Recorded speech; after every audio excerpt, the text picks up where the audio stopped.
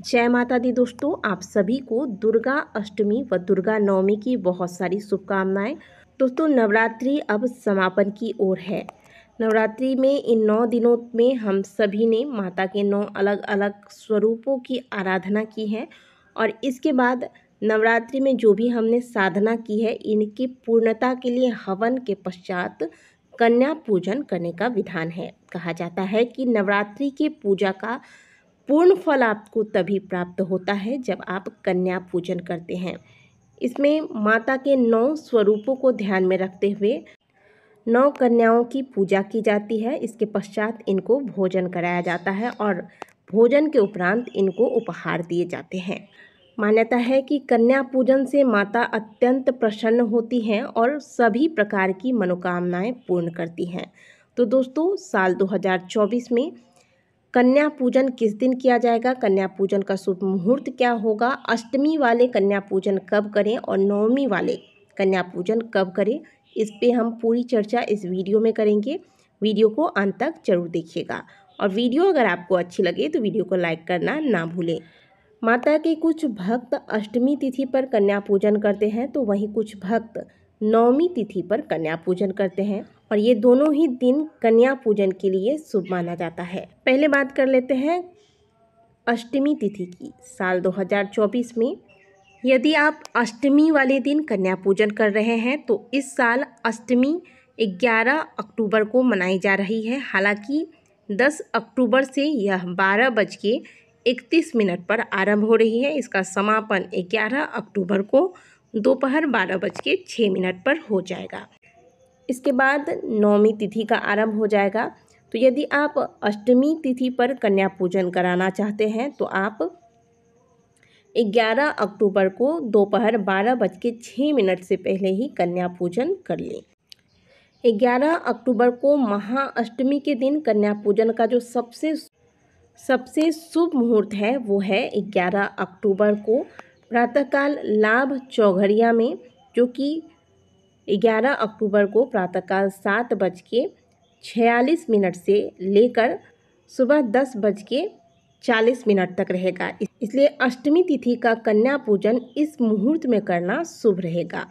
यदि किसी वजह से आप इस मुहूर्त में कन्या पूजन नहीं कर पाते हैं तो दोपहर 12:06 तक अष्टमी तिथि है, आप इससे पहले कन्या पूजन अवश्य पूर्ण कर लें।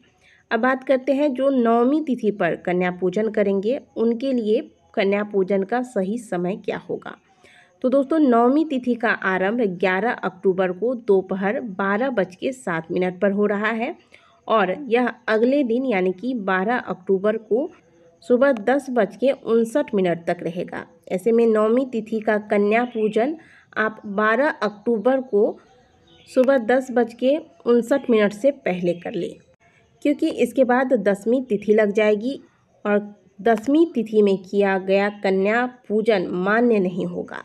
यदि आप 12 अक्टूबर को नवमी तिथि पर कन्या पूजन कर रहे हैं तो आज के दिन कन्या पूजन का जो शुभ मुहूर्त होगा वो होगा 12 अक्टूबर शनिवार के दिन शुभ चौघड़िया में सुबह 7:50 से लेकर सुबह 9:14 तक।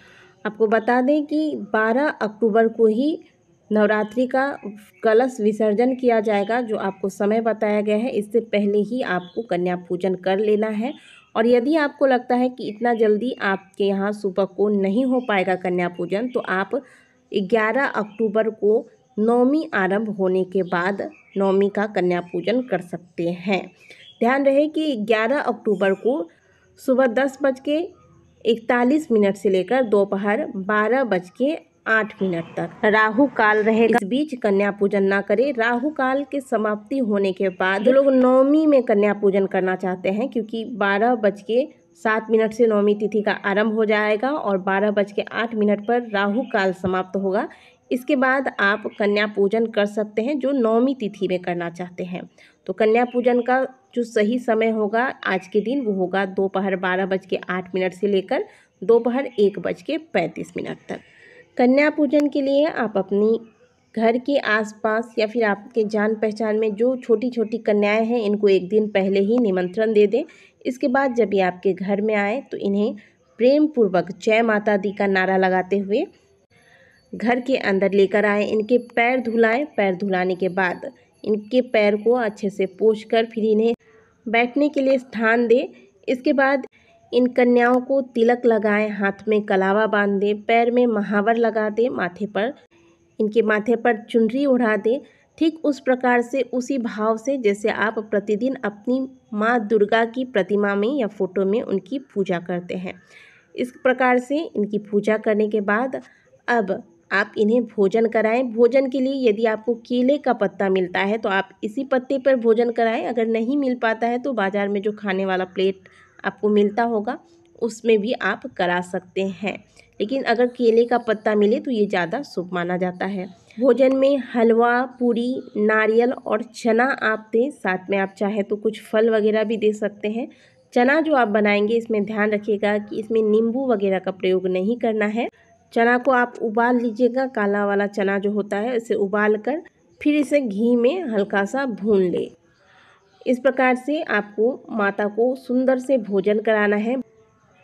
इसके बाद कन्याएं जब भोजन कर लेती हैं तो उनके हाथों को धुलाइए, उनके हाथ पोंछिए, फिर उनको कुछ उपहार दीजिए। उपहार में आप एक रुमाल ले लीजिएगा, इसमें कुछ मेवे और कुछ दक्षिणा रख दीजिएगा। साथ में अगर आप और भी कुछ देना चाहें तो आप बच्चों को कलर पेंसिल बॉक्स वगैरह भी दे सकते हैं। इस प्रकार से अपनी इच्छा, अपनी श्रद्धा अनुसार, अपनी सामर्थ्य अनुसार कन्या पूजन में कन्याओं को गिफ्ट दिया जाता है और फिर उन्हें प्रणाम करके इनका आशीर्वाद ले।